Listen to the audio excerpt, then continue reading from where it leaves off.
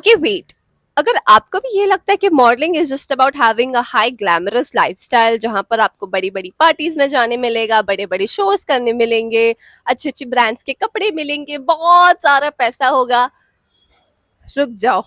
Because in this video, I will be breaking down how much money did I spend on my modeling journey. Because it's not just about having the right talent, right skills, it's also about having the right connections. And अगर आप एक Bollywood family से नहीं हो, अगर आपके पास कोई contacts नहीं है खुद के, and you're a fresher, you're someone who's new into this industry, then याद रखना guys, luck तो होना ही चाहिए, बट उसके साथ साथ आपके जेब में भी कुछ कैश होना चाहिए. So in this video, I will be breaking down my entire modeling journey of around 6 months to 12 months. 1-1.5 साल मैंने मॉडलिंग की थी as a part time, as a full time model, and मुझे कितना खर्चा आया इस पूरी जर्नी में एंड क्या आपके लिए मॉडलिंग एक सेफ करियर ऑप्शन है भी या नहीं, क्या आपको अपना फुल टाइम जॉब छोड़ना चाहिए या नहीं छोड़ना चाहिए, क्या आपको मॉडलिंग फुल टाइम करना चाहिए या नहीं करना चाहिए. I will be breaking it all in this one video. So let's get into the video. So पहले तो जो मुझे नहीं जानते और मेरे चैनल पे न्यू है, hi everyone, my name is Fiza Sana Khan. I am a content creator based in Mumbai and I have done modelling for quite few time and that is why I am making this video. मेरे channel पर modelling के related बहुत सारी videos है, मेरे खुद के experiences है of going to an audition, getting rejected, how do I handle it, how do I prep for next one. So if you are someone who is interested, you can watch those after that. Okay, तो modelling के लिए guys सबसे पहला and बहुत ही major expense जो मुझे आया था, एंड नॉट नेसेसरी ये सबको आए, ओके, मैं ये भी बोल रही हूँ, सबकी अपनी अपनी जर्नी होती है, सबकी अपनी एक ट्रैजेक्टरी पाथ्स होते हैं, नॉट नेसेसरी आपको भी ये खर्चा है, but this is my experience, so I am sharing it. Major खर्चा जो मुझे सबसे पहला आया था वो था अराउंड 30,000 to 40,000 के बीच में, एंड वो था फॉर एन एजेंसी. अब आप बोलोगे, कई बहुत सारे लोग बोलते हैं कि एजेंसी में तो पैसा नहीं भरना पड़ता, वो तो आपको फ्री में काम देते हैं. हाँ, बिल्कुल करेक्ट. मैं जिस एजेंसी बात कर रही हूँ वो एक डिफरेंट एजेंसी है. तो कैसा होता है गाइस, मॉडलिंग में बहुत सारी एजेंसीज होते हैं जो आपको काम देते हैं, करेक्ट.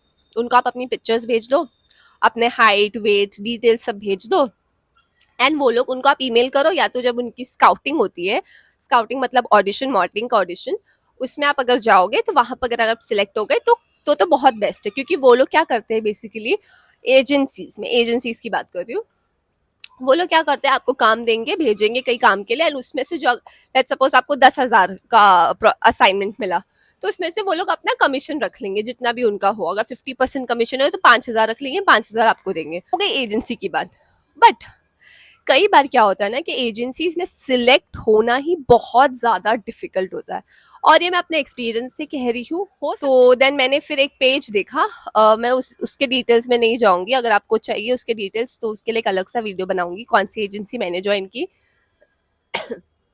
बट मैंने जो पेज ज्वाइन किया, उनका काम था कि मॉडल्स को या मुझ जैसी लड़कियों को एजेंसी के साथ प्लेस करे. तो जो होता है ना ब्रोकर, ये वो है, ब्रोकर लोग होते हैं ना, जैसे जो आपको फ्लैट दिलाती है, एजेंट लोग, तो ये वो काम करते, मिडिल मैन का काम करते. तो ये आपको, आप यहाँ पर हो, ये एजेंसी है, तो ये आपको यहाँ से यहाँ ले जाएंगे इनके थ्रू. तो इस सर्विस की फीस मुझे कुछ 30 से 40 हज़ार के बीच में देनी पड़ी थी, अप्रोक्सीमेटली 35,000 के आसपास मैंने पे किया था. तो ये जो ब्रोकर होता है ना, ये आपको ट्रेनिंग देता है, ग्रूमिंग करवाता है. आपने कई बार इंस्टाग्राम पेजेस पे देखा होगा कि ग्रूमिंग फॉर मॉडलिंग, वॉकिंग सिखाएंगे, टॉकिंग सिखाएंगे, फोटोग्राफी स्किल्स सिखाएंगे, पोजिंग स्किल्स सिखाएंगे.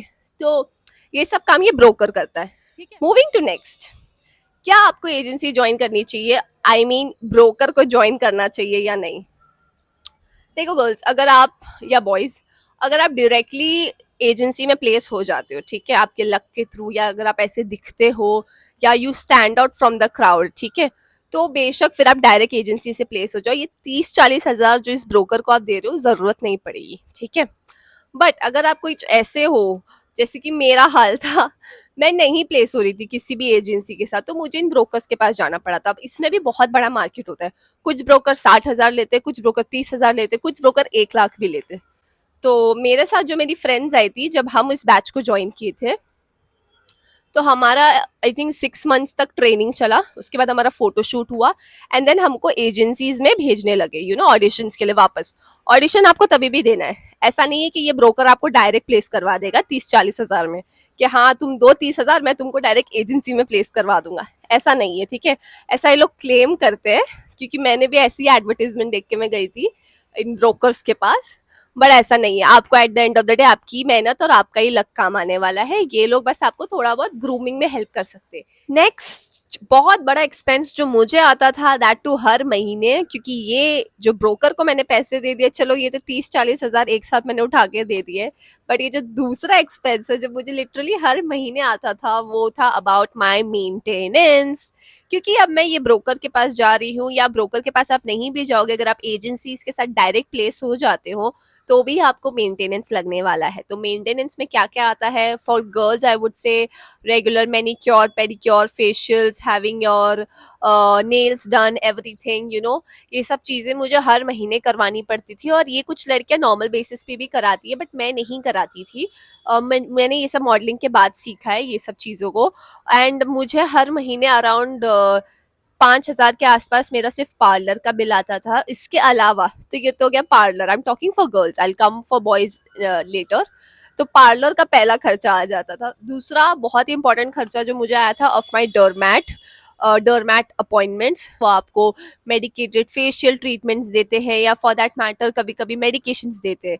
तो मैंने किसी भी फेशियल ट्रीटमेंट्स के लिए मना कर दिया था कि मुझे नहीं कराना कोई भी फेशियल ट्रीटमेंट्स, या मुझे किसी भी तरीके का एक्सपेरिमेंट नहीं करना है अपने फेस के साथ। बिकॉज ऑफ विच उन्होंने मुझे बेसिक मेडिकेशंस दिए थे, जो अभी मार्केट में बहुत ट्रेंडिंग है, ग्लूटाथायन हो गया, ये वो हो गया। बट डरमैट के रिकमेंडेशंस बहुत ही डिफरेंट होते हैं फ्रॉम व्हाट जो मार्केट में पूरा चल रहा है कि मैंने बहुत सारे ब्रांड्स के देखे, प्लिक्सी वगैरह सबके मैंने ट्राई नहीं किया है, बट मुझे जो मेरी डरमैट ने दिया था वो बहुत ही डिफरेंट थे, एंड दोज एक्चुअली वर्कड। तो जब मैं मेरी डरमैट के पास जाती थी तो उसका कंसल्टेशन फीस कुछ 3 हज़ार था, सिर्फ कंसल्टेशन। एंड जो मेडिसिन में लेती थी वो कुछ अराउंड 3 हज़ार की होती थी, 3 से 3.5 हज़ार के आसपास, महीने का बात कर रही हूँ गाइस। और उसके बाद मुझे उसके साथ साथ स्किन केयर रूटीन्स भी दिया जाता था फॉर AM एंड PM, ठीक है। और वो बहुत डिफरेंट होती है, ठीक है। वो बिल्कुल भी मुझे अपने नॉर्मल जो ऑर्डिनरी प्रोडक्ट्स मिलते हैं ना मार्केट में, अच्छे खासे मेडिकेटेड स्किन केयर्स दिए थे। एंड नॉट दैट कि मेरी स्किन बहुत खराब थी गाइस, मेरी स्किन ठीक ठाक थी, बट वैसा ग्लो लाने के लिए वो लोग बहुत हाई एंड प्रोडक्ट्स बताते हैं। एंड एक्चुअली में ग्लो आता है, ठीक है, मैं अभी भी कह रही हूँ, इट वर्क्स। सो वो मुझे कुछ अराउंड 5,000 के आसपास पड़ता था मेरा स्किन केयर। तो ये 5 हज़ार मेरे स्किन केयर का, 3 से 4 हज़ार मेरे मेडिकेशन का, एंड 3 हज़ार मेरे अपॉइंटमेंट का। सो मुझे कुछ अराउंड 10 से 15 हज़ार का खर्चा आता था। एंड ये मुझे रेगुलर हर महीने नहीं आता था गाइस, डरमैट का, ठीक है। पार्लर का 5 हज़ार मुझे हर महीने आता था, डरमैट का मुझे मे बी 3 मंथ्स में या 6 मंथ्स में एक बार आता था। बट ये भी एक बहुत बड़ा एक्सपेंस है जो मुझे आता था, एंड सिर्फ मुझे नहीं, मेरे साथ जितनी भी लड़कियां थी उन सबको आता था। एंड मॉडलिंग में जितने लोग होते हैं, आप बेशक देख लो, चाहे सेलिब्रिटीज को देख लो, वो लोग क्यूटीज जाते हैं और बड़े बड़े सैलून, बड़े बड़े स्किन ट्रीटमेंट्स कराते, करवाना ही पड़ता है। अगर आपको डिफरेंट दिखना है फ्रॉम नॉर्मल पब्लिक, तो आपको ये सब हाई एंड प्रोडक्ट्स को यूज करना पड़ता है, हाई एंड ट्रीटमेंट्स लेने पड़ते हैं। तो ये तो हो गया डरमैट एंड पार्लर। इसके साथ साथ आउटफिट्स, ठीक है। आउटफिट्स के लिए भी मैंने बहुत ज़्यादा इन्वेस्ट किया था, क्योंकि मेरे बहुत सारे मॉडलिंग के ऑडिशंस वगैरह वीडियोस भी है इसमें, इस चैनल पर। बट मुझे अच्छे black tank top and white tank top चाहिए थे, एंड मैंने नॉर्मल लोकल मार्केट से खरीद लिया, बट वो बिल्कुल भी अच्छे नहीं लगते। तो मुझे हाई एंड ब्रांड से खरीदना पड़ा था। मेरे लिए हाई एंड है, आपके लिए ना हो, फ्रॉम ज़ारा, फ्रॉम H&M। तो मुझे वहां से जाकर अपने कपड़े खरीदने पड़ते थे for going for an audition, ठीक है। क्योंकि ऐसा हमको सजेस्ट किया गया था, एंड ऐसा ही होता है गाइस। अगर आपको ऐसा लगता है ना कि मैं तो भाई मिडिल क्लास हूँ या मैं गरीब हूँ, बट मैं अपने मेहनत से वहां पहुंच जाऊंगा, तो ऐसे नहीं है। मॉडलिंग वाले लोग बहुत बेइज्जती करते हैं, अगर आप उनके हाई लेवल पे ना दिखो उनको, तो बहुत बेइज्जती करते हैं। ये अलग ही वीडियो बना सकती हूँ मैं इस पे कि कितना ह्यूमिलेटिंग भी है ये फील्ड, ठीक है। It's not for everyone, it's only for people जिनकी जाड़ी चमड़ी है, जिनको इन सब चीज़ों से थोड़ा कम फर्क पड़ता है, बट वो एक अलग बात है। तो आउटफिट्स के ऊपर भी मेरे बहुत खर्चे आते थे। उसके साथ-साथ मैंने एक बहुत ही हाई एंड सैंडल ली थी, जिसके लिए मैं बहुत ज़्यादा उसमें वॉक करती हूँ, एंड उसका भी वीडियो है मेरे पास। कुछ होगा तो मैं यहाँ क्लिप कर दूँगी, या तो मैं आप मेरी दूसरी वीडियोज़ देख सकते हो। वो एक 5 इंच की बहुत ही लंबी हील्स है, पेंसिल हील है, एंड वैसे मुझे 2 खरीदनी पड़ी थी, और वो एक हील मुझे 5,000 की पड़ी थी। तो 10,000 मेरे 2 हील्स में गए थे, एक व्हाइट कलर और एक ब्लैक कलर में। उन्होंने तो मुझे बेज कलर भी बोला था, बट मैंने बेज कलर खरीदा नहीं। 10,000 मेरे हील्स में गए थे। तो ये सब आई थिंक एक ओवरऑल एक्सपेंस है for all the girls out there. तो महीने का आप पकड़ लो, अगर इन सबको आप मिला लो और 12 से डिवाइड कर दो मंथली, तो आपको कुछ पड़ता है 7-8 हज़ार के आसपास, ठीक है। इतना तो जाता ही है मेरा। तो उस साल मेरी कुछ भी सेविंग्स नहीं हुई थी। मैं एक कॉर्पोरेट जॉब भी कर रही थी, एंड साथ साथ पार्ट टाइम मॉडलिंग भी कर रही थी, तो मेरी बिल्कुल भी सेविंग्स नहीं हो रही थी। तो ये सब अपने दिमाग में सोचकर चलो। ये एक मॉडल का लाइफस्टाइल होता है, ये एक एक्ट्रेस का लाइफस्टाइल होता है, जो आपको मेंटेन करना पड़ता है एक नॉर्मल कॉमन इंसान होकर, अगर आपको उनके लेवल पर पहुंचना है। तो अगर आप ऐसी शाबी बनकर जाओगे ना, तो वो बहुत ही बेइज्जती करते हैं आपकी। इसलिए ये हाई एंड मेंटेनेंस बहुत ज्यादा इंपॉर्टेंट है। और बिफोर आई फॉरगेट, एक बहुत बड़ा एक्सपेंस जो मुझे और आया था वो था जिम मेंबरशिप का। बट मैं उसका एक्सपेंस नहीं गिनती हूँ, क्योंकि वो आई थिंक एक लाइफस्टाइल है जो हर नॉर्मल इंसान रखता है, तो उसको मैं बड़ा एक्सपेंस नहीं बोलती। बट अगर आप जिम नहीं जाते हो and you don't need to go to gym, जैसे मुझे ज्यादा जिम की जरूरत पड़ती नहीं है, बिकॉज टचवुड आई मेरा मेटाबॉलिज्म बहुत हाई है, तो मुझे मेरा वेट जल्दी बढ़ता नहीं है। बट मुझे जिम भी जाना पड़ा था, बिकॉज मुझे अपनी बॉडी को टोन करना पड़ा था, तो वो भी एक बहुत बड़ा खर्चा आया था मुझे। कुछ अराउंड 15,000 आया था फॉर 6 मंथ्स, बिकॉज मैंने वापस एक बहुत ही हाई एंड जिम ज्वाइन किया था इन ओशीवारा अंधेरी वेस्ट। अगर आप जानते हो ओशीवारा के रेट्स क्या है, तो आपको पता ही होगा कि बहुत हाई एंड जिम था वो, जहाँ पर सारे सेलिब्रिटीज आते थे, डायरेक्टर्स आते थे। तो इसीलिए मैं वहां पर जाती थी, तो वो भी एक बहुत बड़ा खर्चा आया था। लड़कों के लिए जिम का खर्चा तो आएगा ही, उसके साथ साथ आई थिंक डाइट का खर्चा थोड़ा बहुत लड़कों पे होता है ज्यादा। लड़कियों के लिए भी डाइट का खर्चा है, बट आई थिंक वो मैनेजेबल है, बिकॉज आपकी बॉडी को आप हेल्दी रख रहे हो, तो मैं उस चीज को एक्सपेंस नहीं मानती हूँ। लड़कों को उसके साथ साथ आई थिंक बेसिक जो कपड़े होते हैं वो उनको भी हाई ब्रांड से खरीदने पड़ते हैं। उनके लिए एक अच्छा शूज उनको लेना पड़ता है, जिसमें वो एक अच्छे से वॉक कर सके। एंड वो शूज भी मतलब ऐसा स्पोर्ट्स शूज या वैसा नहीं, वो लोग लड़के लोग यूजुअली ब्लैक शूज पहनते थे with little bit of heels over your, जिसमें वो लोग बहुत टॉल एंड ऐसे अच्छे से लगते थे। उसके साथ साथ आई थिंक लड़कों को मैंने देखा था मेजरली एक्सपेंस उनको, लड़कों को और कोई एक्सपेंस था नहीं, लड़कियों को ही मेजर एक्सपेंस था। लड़कों को भी डरमैट के पास बोला जाता है to go and get their treatments done. तो हाँ, डरमैट का खर्चा लड़कों आपको भी होगा। एंड लड़कों के लिए जिम, डाइट, डोमैट, या आई थिंक लड़कों के लिए ये 3 मेजर खर्चा है। साथ साथ अगर इस सब के अलावा आप में कुछ और भी प्रॉब्लम्स है, जैसे अगर आपकी टीथ्स अलाइन नहीं है, अगर आपके टीथ्स में गैप है या कुछ भी इश्यू है, तो वो सब भी फिक्स कराना is a different thing. So yeah I think this was the second major expense to me about maintenance as a model. And guys, third major expense जो मुझे आया वो था ऑफ टेस्ट शूट्स। अब टेस्ट शूट्स क्या होते हैं?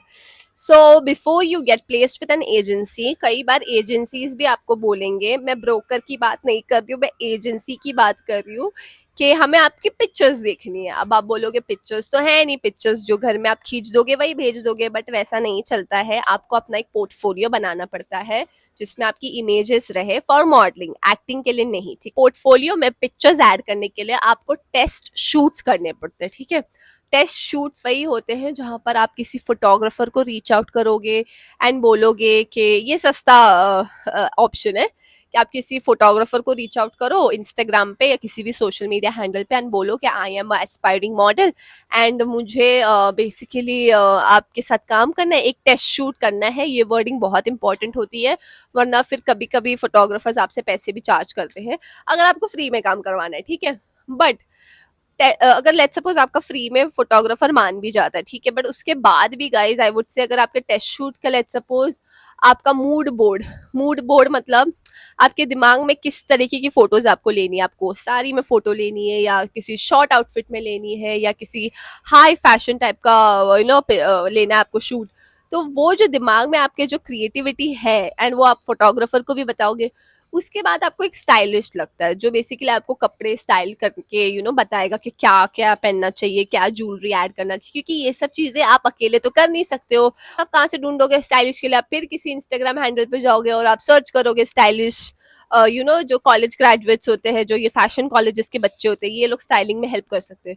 वापस ये जुगाड़ू ऑप्शन है बट इसमें सबसे बड़ा इशू ये होता है कि कभी कभी फोटोग्राफर अवेलेबल नहीं है, कभी कभी स्टाइलिस्ट अवेलेबल नहीं है, और उसके साथ साथ एक मेकअप आर्टिस्ट भी लगती है तो ये जो फ्री का काम जब करवा रहे हो अपने फोटोग्राफर से या अपने स्टाइलिस्ट से या अपनी मेकअप आर्टिस्ट से कोलैबोरेशन के नाम पे, ये हमेशा सक्सेसफुल नहीं होता, क्योंकि सबकी टाइमिंग्स मैच नहीं होती और सबको हर चीज़ फ्री में नहीं करनी होती।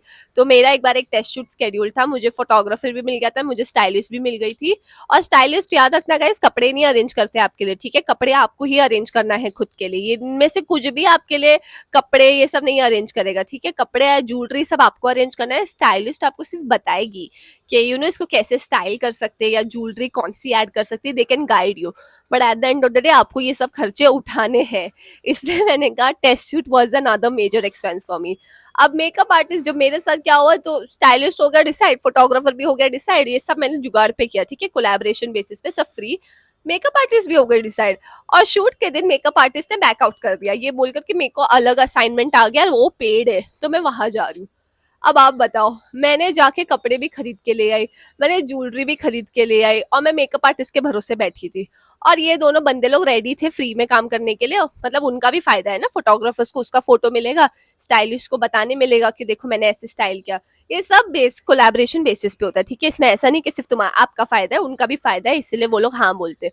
बट अब मेकअप आर्टिस्ट गायब हो गई तो वो मेरा जो शूट था उसमें मैंने खुद ही मेकअप कर लिया, हमने जैसे तैसे शूट किया, बट वो पिक्चर्स उतनी अच्छी नहीं आई, क्योंकि मेकअप आर्टिस्ट लोग जो मेकअप करते हैं वो बहुत डिफरेंट होता है दैन जब हम नॉर्मल लोग करते हैं। एंड मुझे एंड नॉर्मल लड़कियों को या लड़कों को, हमें बहुत ही बेसिक मेकअप आता है, एवरीडे मेकअप आता है, but as a makeup artist आप उनको बताएंगे कि मुझे इस तरीके का मेकअप चाहिए, तो वो उस तरीके का करते हैं। तो yeah I would say that test shoots बहुत बड़ा खर्चा होता है। अगर आपके पास जुगाड़ू ऑप्शन का भी ऑप्शन नहीं है, आपको कोई फोटोग्राफर नहीं मिल रहा, आपको कोई स्टाइलिस्ट नहीं मिल रहा, तो आपको पे करना पड़ता है। तो मैंने वो भी किया था, मैंने स्टूडियोज में जाके भी पिक्चर्स क्लिक करवाई है। जो स्टूडियोज होते हैं ना जहाँ पर पिक्चर्स क्लिक करवाते हैं, जिनके पास सब कुछ रहता है, मेकअप आर्टिस्ट रहेगी, स्टाइलिस्ट रहेगा, फोटोग्राफर रहेगा, स्टूडियो रहेगा, लाइटिंग रहेगी, बट अगेन उनका खर्चा 10,000 20,000 होता है तो वो भी एक बहुत बड़ा खर्चा है। So I think yeah this is the third major expense. And guys, last but not the least is miscellaneous, that means all other expenses. तो अब इसमें आ जाते हैं आपके डेली ट्रैवलिंग एक्सपेंसेस, फूड, खाना पीना, अगर आप यहाँ पर मुंबई में आ रहे हो, मुंबई में फैमिली नहीं है, तो रेंट देना, इलेक्ट्रिसिटी बिल देना, ये सब ऊपर के खर्चे भी आपको निकालने पड़ते हैं। सो आई थिंक इतने सारे खर्चे हैं मॉडलिंग में। इसके अलावा गाइज, क्योंकि मैंने अपनी बहुत सारी फीमेल बैचमेट्स के साथ देखा था जब हम लोग उस ब्रोकर के पास ज्वाइन किए थे, हम में से बहुत लड़कियों को एजेंसीज में नहीं मिल रहा था, ठीक है? मतलब हम लोग प्लेस्ड ही नहीं हो पा रहे थे, बहुत सारी लड़कियां, ठीक है? तो होने क्या लगा, बहुत लड़कियां फ्रस्ट्रेट होने लग गई, एंड वो लोग फिर दूसरे ब्रोकर को ज्वाइन करने लग गई। मैंने कहा था ना, ब्रोकर का बहुत बड़ा मार्केट है, कोई 50,000 लेता है, कोई 60,000 लेता है। मैं आपको एक दो एग्जाम्पल भी दे सकती हूँ ब्रोकर्स की। कोकोबेरी हो गई, कोकोबेरी आपको अच्छी एजेंसी के साथ प्लेस करती है, साथ साथ आपको पैजेंट वगैरह के लिए भी ट्रेनिंग करती है। देन दूसरा एक ब्लैक कैनवस मीडिया ऐसा भी करके एक है, वो लोग भी आपको एजेंसी के साथ प्लेस करते हैं, आपको अच्छा अच्छा काम दिलाने की कोशिश करते हैं, कोशिश, ठीक है? जरूरी नहीं आपको काम मिलेगा, दैट्स नॉट 100% गारंटीड एनीवेयर। सो बहुत लड़कियां फ्रस्ट्रेट होने लग गए, और वो लोग इस ब्रोकर को छोड़कर, जहां पर मैं थी, दूसरे ब्रोकर्स के पास जाने लग गए, एंड फिर से उन्होंने 30-40 हजार क्या 50-60 हजार भरे। तो और फिर उनको थोड़ा बहुत काम मिलने लग गया, ठीक है? तो ये आपके ब्रोकर के ऊपर भी होता है, किसको ज्वाइन कर रहे हो, उसके कनेक्शंस कितने हैं, ठीक है? तो ये सब बोलबाला बहुत है इस इंडस्ट्री में। तो मेरी एक फ्रेंड है, उसने दूसरे ब्रोकर को ज्वाइन कर लिया, एंड उसको एजेंसी के साथ प्लेसमेंट मिल गया, ठीक है? बट वो जो नया ब्रोकर था उसको उसने 50,000 और दिए, तो इस ब्रोकर को उसने 30-40 हजार दिए थे, इसको 50,000 और दिए, तो अराउंड 1-1.5 लाख उसने खर्चा कर दिया, और अब वो एजेंसी के साथ प्लेस हो गई, और अभी भी मतलब उसको थोड़ा बहुत ही काम मिल रहा है, कोई जितना 1-1.5 लाख का काम अब तक मिला है नहीं, ठीक है? बट उसकी बात नहीं है कि उसने सही किया या गलत किया, मैं बस आपको बता रही हूँ कि अगर आपका काम इस ब्रोकर के साथ नहीं बनेगा ना, तो आपको दूसरे ब्रोकर के पास जाना पड़ सकता है। एंड ब्रोकर को साइड में रख दो, एजेंसीज भी जो होती है, जो बोलती है कि हम काम दिलाते हैं, और काम दिलाते हैं एजेंसीज, कभी कभी ऐसा होता है कि एजेंसीज भी आपको काम नहीं दिला पाते, क्योंकि जो उनके क्लाइंट्स होते हैं, लेट्स सपोज मैं आपको एक एजेंसी का एग्जांपल देती हूँ, तो तो ऐप एक बहुत बड़ी एजेंसीज है। मैं एजेंसीज का सारा लिस्ट दे दूंगी डिस्क्रिप्शन बॉक्स में, ताकि आप खुद उनको ईमेल कर सकते हो। ईमेल का फॉर्मेट चाहिए या फिर कैसे पिक्चर्स भेजनी है, तो उसके लिए मैं एक अलग सा वीडियो बना सकती हूँ, मुझे बता दो बेशक अगर आपको चाहिए तो। हालांकि मेरे चैनल पर एक ऑलरेडी वीडियो है अबाउट पोलरॉइड्स, आप उसको जाके चेकआउट कर सकते हो कि पोलरॉइड्स कैसे क्लिक करते हैं, एजेंसीज को कैसे भेजते हैं। बट ओके, तो ये जो एजेंसी होती है ना, इनके कुछ क्लाइंट्स होते हैं, ठीक है। जैसे लेट्स सपोज तो ऐप है, तो ऐप का क्लाइंट ज़ारा होगा, H&M हो गया, लाइफस्टाइल हो गया, ठीक है। तो अब ज़ारा ने बोला कि मुझे 10 मॉडल चाहिए, लाइफस्टाइल ने बोला मुझे 5 मॉडल चाहिए। तो ये जो एजेंसी है लेट्स सपोज तो ऐप, ये आपको भेजेगी वहां पर ऑडिशन के लिए, वापस आपका ऑडिशन होगा, ठीक है। और फिर वो ज़ारा, वो लाइफस्टाइल के जो बड़े बड़े लोग होते हैं, वो लोग डिसाइड करेंगे कि क्या ये मॉडल चाहिए या नहीं, ठीक है। तो ऐसा भी होता है, तो कभी कभी एजेंसीज के साथ प्लेस होने के बाद भी काम नहीं मिलता है, ठीक है। तो ये ज़रूरी नहीं है कि एजेंसीज के साथ प्लेस हो गए तो काम मिलना ही है, कभी कभी नहीं भी मिलता। तो उसमें क्या होता है ना, फिर कॉन्ट्रैक्ट टर्मिनेट करना पड़ता है, फिर दूसरी एजेंसी ज्वाइन करनी पड़ती है। तो ये सब इसमें बहुत कुछ है, एक वीडियो में कवर होगा नहीं, बहुत लंबी वीडियो बन जाएगी कि इंट्रोडक्शन वीडियो कैसे बनाते हैं, एजेंसी को ईमेल कैसे करते हैं, एजेंसी में प्रॉब्लम आती है तो स्विच कैसे करते हैं, ये ब्रोकर्स के पास कैसे जाते हैं, जाना चाहिए नहीं जाना चाहिए, बहुत लंबी वीडियो बन जाएगी। आपको कुछ स्पेसिफिक टॉपिक्स चाहिए तो मुझे बिल्कुल बताना कमेंट्स में, बिकॉज मैं ओवरलोड हो जाऊंगी, मुझे समझ में नहीं आएगा क्या क्या कवर करना है इस वीडियो में। तो ये था एक बहुत बड़ा fourth miscellaneous expenses of changing or switching agencies, switching the broker, and your daily expenses of traveling, food, rent, electricity bill, and blah blah blah. अब आ जाते हैं जो मेजर क्वेश्चन मैंने स्टार्टिंग में बोला था, क्या आपको मॉडलिंग ज्वाइन करना चाहिए आपका जॉब छोड़कर या नहीं, या मॉडलिंग फुल टाइम करना चाहिए या नहीं। तो गाइज मैं यही बोलूंगी, मॉडलिंग फुल टाइम मत करो अगर आपके पास एक प्रॉपर स्ट्रॉन्ग बैकअप नहीं है। अगर आपकी फैमिली बहुत सपोर्टिव है और फाइनेंशियली बहुत ज़्यादा स्ट्रॉन्ग है तो ही फुल टाइम मॉडलिंग के लिए ट्राई करो, क्योंकि आपको आपकी फैमिली की या किसी की तो ज़रूरत पड़ेगी जो आपके खर्चे ये सब उठाए, ठीक है। अगर आप एक जॉब करते हो कॉर्पोरेट का, तो उसको प्लीज़ मॉडलिंग या एक्टिंग के लिए मत ड्रॉप आउट करो। हाँ, ऐसे बहुत एडवाइसेस है इंटरनेट पे कि अगर एक बैकअप ऑप्शन रखोगे तो कभी नहीं बन पाओगे मॉडल या एक्टर। जॉब को छोड़ो और रिस्क लो जिंदगी में। रिस्क लेने से मैंने कभी मना नहीं किया है, वो रिस्क ही था जो मैंने भी लिया, क्योंकि मेरी 1 या 2 साल तक कुछ भी सेविंग्स नहीं हुई, जबकि मेरी फ्रेंड लोग गोल्ड बना रही थी, SIPs कर रही थी, और मेरी कुछ भी सेविंग नहीं हुई थी। तो मेरी 2 साल तक कुछ भी सेविंग नहीं हुई, इनफैक्ट मेरा खर्चे पे खर्चे बढ़ते जा रहे थे। तो वो एक रिस्क मैंने लिया, but at the same time मैंने अपना कॉर्पोरेट जॉब नहीं छोड़ा था, क्योंकि मेरे रेज्यूम में गैप आ जाता। सो मैंने अपना वो करियर, वो प्रोफेशन को स्टेबल रखते हुए इस प्रोफेशन में काम करने की कोशिश की। मुझे काम मिला, मैं ये नहीं बोलूँगी मुझे बिल्कुल काम नहीं मिला, मैंने काफ़ी अच्छे अच्छे काम किए हैं। मैंने एक बहुत बड़े कनाडा बेस्ड के लिए वॉक भी किया है, बट चलो वो सब शो शाइनिंग में अपनी बात नहीं करूँगी।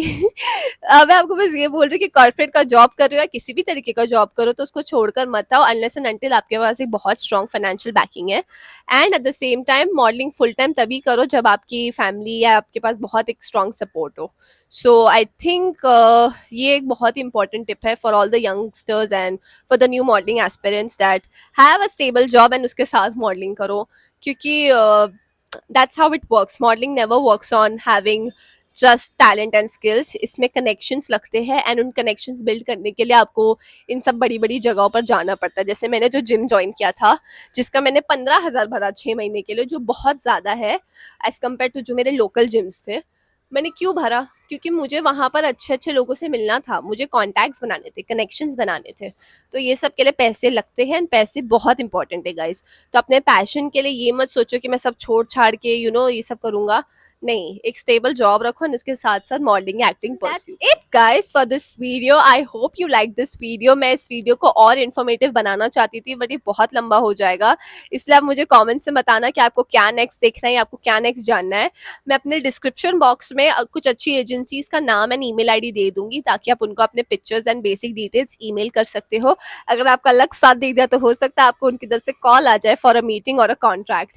एंड इसके साथ साथ अगर आपको ये वीडियो बिल्कुल थोड़ी सी भी इन्फॉर्मेटिव लगी हो तो प्लीज़ एक लाइक कर देना, क्योंकि आपके लाइक्स एंड आपके सब्सक्रिप्शन से मुझे मोटिवेशन मिलता है कि मैं अपना और एक्सपीरियंस शेयर करूँ आप सभी के साथ, ताकि जो चीज़ें, जो स्कैम मेरे साथ हुआ है वो आपके साथ ना हो।